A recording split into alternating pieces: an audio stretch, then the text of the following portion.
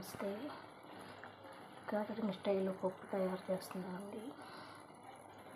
ముందుగా ఉల్లిపాయలు, పచ్చిమిరపకాయలని వేపి ఆ తర్వాత టమాటా ముక్కలు కూడా వేసి అది కాస్త మగ్గాక చుక్క కూర వేసి అది కూడా పూర్తిగా మగ్గిన తర్వాత తగినంత ఉప్పు, కారం, చిటికెడు పసుపు వేసుకొని బాగా మగ్గనివ్వాలండి.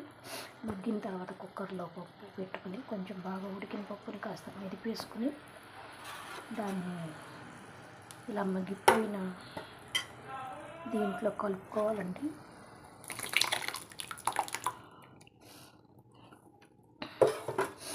కలుపుకుని దాన్ని కాస్త బాగా సగం మీద మగ్గనిచ్చిన తర్వాత దాన్ని తిరగమాత వేసుకోవాలండి. ఇది తోటకూర, చుక్కకూర కలిపిన పప్పు అండి. టేస్ట్ చాలా బాగుంటుంది. కాస్త నెయ్యి వేసి తాలింపు వేసుకుంటే ఇంకా బాగుంటుందండి. మరోసారి చెప్తున్నానండి, ముందుగా ఉల్లిపాయ ముక్కలు మగ్గబెట్టుకుని ఆ తర్వాత ఉల్లిపాయ, పచ్చిమిరపకాయ మగ్గిన తర్వాత టమాటా ముక్కలు కూడా వేసి మగ్గబెట్టి అవి కూడా మగ్గిన తర్వాత చుక్కకూర కడిగేసుకుని వేసుకోవాలండి. అది కూడా మగ్గిన తర్వాత తగినంత ఉప్పు, కారం వేసుకుని కలుపుకుని అది మగ్గిన తర్వాత కుక్కర్లో పప్పు విడిగా ఉడకపెట్టుకోవాలండి. అది వేసుకుని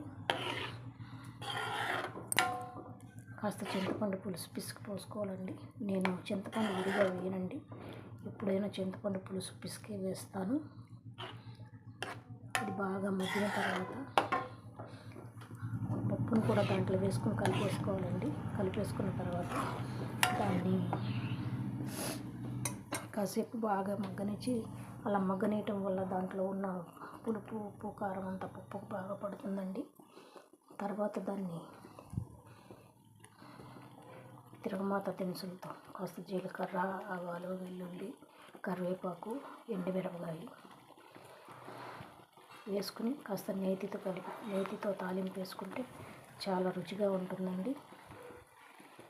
ఫస్ట్ సారి నేను ఇలాగా వీడియో పెడుతున్నానండి. ఇదే ఫస్ట్ టైం.